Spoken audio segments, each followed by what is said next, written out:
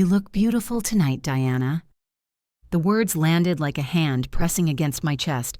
I was standing at the sink, warm water running over the dinner plates, and Nathan was close enough behind me that I could smell his cologne. It wasn't what he said. Men had complimented me before. It was the way he said it. Low, private, like he was telling me a secret no one else was supposed to hear. I turned slightly, meaning to hand him a dish to dry, and found him looking at me in a way my own husband hadn't looked at me in the final decade of our marriage. The kitchen light caught something in his expression that made my heartbeat stumble sideways. This was my daughter's husband. "My name is Diana, I'm 52, and I spent 30 years building a life around doing the right thing. This is the story of how I almost lost everything by wanting to feel alive again." Sophie's laughter echoed from somewhere upstairs. She was still on that work call. I became hyper-aware of every sound, the water running, the creak of the old farmhouse settling, the rain just beginning to tap against the windows. Nathan hadn't moved. He was watching me like I was something worth watching, and God help me, part of me didn't want him to stop. "Thank you," I managed. My voice came out steadier than I expected, but my hands were shaking slightly as I turned back to the dishes. The air between us thickened. I felt him lean closer, not touching, but close enough that I could feel the warmth radiating from his body. "Diana," he started. Then Sophie's footsteps came down the stairs, and Nathan stepped back so smoothly it was like nothing had happened. His easy smile returned as she walked in, already talking about her call. I kept my hands busy with the plates, scrubbing dishes that were already clean, because if I stopped moving, I'd have to think about what had just passed between us. I told myself I was imagining things. He was being polite, charming. That's just who Nathan was, the kind of man who made everyone feel special. But when they left that night, he glanced back at me from the car, just for a moment, and I knew I wasn't imagining anything. The first 20 years of my marriage had been good. Peter was steady, kind in his own quiet way, and we'd built something solid together. But somewhere in the middle years, we'd stopped seeing each other. We became roommates, then strangers, then finally nothing at all when he left for a woman from his office. Sophie was 19 then, away at college, and I'd handled the divorce the way I handled everything, privately, practically, without falling apart where anyone could see. 8 years had passed since then. 8 years of rebuilding, of learning to live alone, of watching Sophie grow into a beautiful woman who fell in love with a charming architect named Nathan Cross. I'd walked her down the aisle myself at their wedding 2 years ago. I'd welcomed him into our small family. I'd believed he was exactly what my daughter deserved. 3 days after that dinner, Sophie called to say she had to fly to Seattle for work. She'd be gone almost a week. "Check in on Nathan if you get a chance," she asked. "He's been working crazy hours and I worry about him." I told her I would. I didn't tell her that my stomach had tightened at the mention of his name. The knock came on the second afternoon of Sophie's trip. Nathan stood on my porch holding 2 cups of coffee, rain dripping from his hair, that same warm smile on his face. "Thought you might like some company." I should have said no. I should have invented an excuse, a headache, an appointment, anything. Instead, I stepped aside. We sat on the covered porch, watching the rain fall in silver sheets across the Vermont hills. He asked me questions no one had asked in years. What had I wanted to be before I became a wife? What dreams had I given up? What did I miss most about being young? I found myself telling him things I hadn't told anyone. About the summer I almost moved to Paris. About the man I'd loved before Peter, the one who got away. About how invisible I'd felt in the final years of my marriage, like I was slowly disappearing and no one noticed. Nathan listened like every word mattered, and when his hand brushed against mine on the armrest, neither of us pulled away. "Do you ever think about what could have been?" he asked quietly. The question hung in the air between us. I knew what he was really asking. I could feel the answer forming in my chest, dangerous and alive. "Sometimes," I whispered. That night, I couldn't sleep. I lay in the dark replaying every moment. The way he'd leaned toward me, the softness in his eyes, the warmth of his skin against mine. I felt something I hadn't felt in years, wanted, seen, like I still mattered to someone. I hated myself for feeling it, and I hated even more that I wanted to feel it again. He came back the next day with wildflowers he'd picked from the fields outside town. We sat in my living room, afternoon light slanting through the curtains, and talked about nothing and everything. At some point, he took my hand in his. I didn't pull away. "I can't stop thinking about you," he said, his voice barely above a whisper. My throat tightened. I wanted to believe this was real, that someone like him could truly want someone like me, that I wasn't just a lonely woman grasping at the first attention she'd received in years.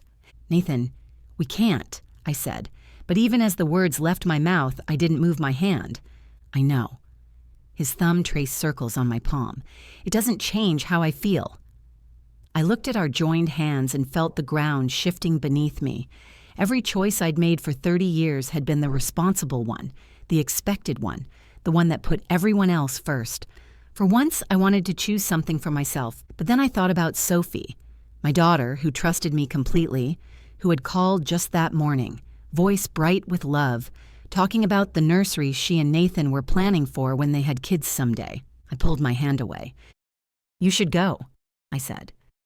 The confusion in his eyes almost broke my resolve. "Diana, please." My voice cracked. "Just go." He left. I sat alone in the living room for a long time, watching the shadows lengthen across the floor, feeling the ache of what I'd done and what I'd almost done pressing equally hard against my ribs. That should have been the end of it. I'd made the right choice. The good choice. The choice that protected my daughter from a heartbreak she'd never see coming. But it wasn't the end. Sophie came home from Seattle 3 days later, and that evening she and Nathan came to my house for dinner. He was polite, distant, careful not to look at me too long. I matched his distance with my own. We moved around each other like strangers at a party, making small talk that meant nothing, avoiding any moment alone. But after dinner, while Sophie was loading the dishwasher, Nathan caught my arm in the hallway. "I need to see you," he whispered. "Tomorrow. The lake house. My friend's place. It's empty. No one would know." The desperation in his voice made something twist in my stomach. Not longing. Something darker. Something that made me look at him differently. "I told you," I said quietly. "We can't." "One time." His grip tightened slightly on my arm. "One afternoon. Diana, I haven't been able to think about anything else. Don't you feel it too?"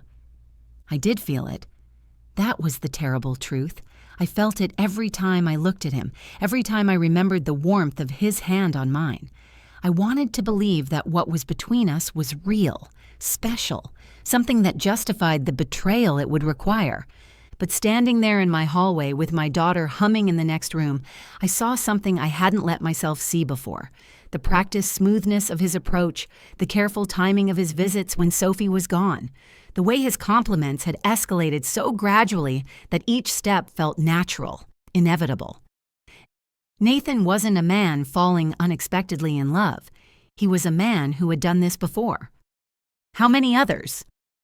The question left my mouth before I could stop it. His face went still, just for a second, but long enough. "What are you talking about?" "This," I gestured between us. "The coffee visits, the questions about my past, the flowers. How many women have you done this with?" "Diana, you're misunderstanding." "Am I?" My voice was steady now, colder than I expected. Or am I finally understanding perfectly? The mask slipped. Just briefly, but enough. His eyes hardened, his jaw tightened, and for a moment I saw someone calculating, annoyed that his game wasn't working. Then the charm returned, smooth as water. "You're upset," he said gently. "I get it. This is complicated. But what I feel for you is real. Get out, Diana. Now." Sophie appeared in the kitchen doorway, confusion on her face. "Mom, is everything okay?" I looked at my daughter, her trusting eyes, her open expression, her complete faith that the two people she loved most would never hurt her. "Everything's fine," I said. I forced a smile. "Nathan was just leaving. He forgot he has an early meeting tomorrow." Nathan held my gaze for a long moment. I saw the threat there, unspoken. If I said anything, he would deny it. It would be his word against mine. Who would Sophie believe? Her husband of 2 years or her paranoid, lonely mother? Right, he said smoothly. Early meeting. He kissed Sophie's cheek, grabbed his jacket, and walked out without looking back. Sophie watched him go, then turned to me. That was weird. You guys seem tense. Is something wrong between you and Nathan? The lie would have been easy. Nothing's wrong, sweetheart. I'm just tired. But I thought about all the other women, the ones before me and the ones who would come after. I thought about the lake house invitation, the carefully planned seduction, the way he'd targeted me specifically. Sophie's lonely, vulnerable mother who'd been invisible for so long, she'd believe any attention was genuine. I thought about my daughter in 10 years, discovering something that would devastate her. And I thought about whether I could live with myself if I said nothing. Sit down, honey, I said. I need to tell you something. The conversation that followed was the hardest of my life. I told Sophie everything. Every compliment, every visit, every moment of weakness. I told her what he'd asked me to do and how close I'd come to doing it. I watched her face move through disbelief, denial, anger, and finally, a grief so deep it made my own heart crack. She didn't speak to me for 3 days. I understood. I'd shattered something she believed in. I'd been complicit, even in pulling away. I'd kept it secret for too long. I'd let it get as far as it did because some selfish part of me had wanted to feel desired. But on the 4th day, she called. I confronted him, she said, her voice hollow. He denied everything at first, said you were confused, that you'd misread his friendliness. A bitter laugh. But I checked his phone while he was in the shower. There are others, Mom. A coworker, our neighbor's wife. Messages going back 2 years. I closed my eyes. I'm so sorry, Sophie. Why are you sorry? You're the only one who told me the truth. The divorce took 8 months. It was ugly. Nathan fought for everything, his charm weaponized into vindictiveness when it no longer served him. But Sophie had evidence now, a paper trail of his betrayals. And in the end, she walked away with her dignity intact. Nathan moved out of state not long after. I heard through mutual friends he'd taken a job in Chicago. None of us have heard from him since, and that silence has been its own kind of peace. She moved back to Vermont for a while. Some nights we'd sit on my porch together, not talking, just watching the stars. I didn't try to fill the silence. I let her grieve in her own time, the way I'd learned to grieve when my own marriage ended. One evening, about 6 months after the divorce was finalized, she turned to me. I know I didn't say it before, she said quietly, but thank you for telling me. I know what it cost you to admit your part in it. My throat tightened. I should have told you sooner. Maybe. She reached over and took my hand. But you told me. That's what matters. You chose me. I squeezed her hand back, blinking against the tears. That night, after she'd gone home to her apartment in town, I stood alone in my kitchen. The same kitchen where Nathan had first crossed the line, where my careful life had started to crack at the seams. I thought about everything I'd almost lost, not because of what Nathan did, but because of what I'd almost done. I'd wanted so badly to feel alive again that I'd nearly destroyed the most precious relationship I had. The thing about getting older is that everyone tells you what you're supposed to want: peace, contentment, the quiet satisfaction of a life well lived. But nobody talks about the hunger that doesn't go away, the wanting, the ache of being invisible in a world that only sees you when you're young. Nathan had known exactly how to exploit that. He'd made me feel seen when I'd forgotten what it felt like, and I'd been so grateful for the attention that I'd almost convinced myself it was love. It wasn't. It was never love. It was a con run by a man who'd perfected the art of finding lonely women and making them feel special. But here's what I learned. Feeling invisible doesn't make you desperate. It makes you careful about who you let see you. The people who truly see you, who love you for who you are, not for what they can take, those are the people worth protecting. Sophie sees me, not as the woman I was at 20 or the wife I was at 40, but as the flawed, complicated, still hungry person I am now. And that's enough. More than enough. Some nights I still think about Nathan, not with longing. That passed, but with something like pity. He'll spend his whole life performing intimacy without ever experiencing it. He'll target woman after woman, taking what he can, leaving wreckage in his wake. I almost became one of his casualties, but I made a choice. The hardest choice of my life. I chose my daughter. I chose honesty. I chose the harder path that didn't lead to a secret rendezvous at a lake house, but instead led here, to a porch in Vermont, watching autumn unfold in all its messy, beautiful glory. If you're listening to this and you recognize something, if there's someone in your life making you feel special in a way that requires secrecy, that depends on betraying someone you love. Trust your instincts. The attention might feel like oxygen after years of holding your breath, but real love doesn't ask you to drown someone else so you can breathe. The right choice isn't always the easy choice. Sometimes it costs you everything you thought you wanted, but sometimes what you thought you wanted was never real to begin with. And the life you actually have. The daughter who calls every Sunday, the quiet evenings on the porch, the knowledge that you did the hard thing when it mattered. That's real. That's everything. Before you go, here's a quick bonus for sticking around. If you love learning and growing like I do, you need to try audiobooks. I've got an exclusive deal with Audible. Your first month is completely free.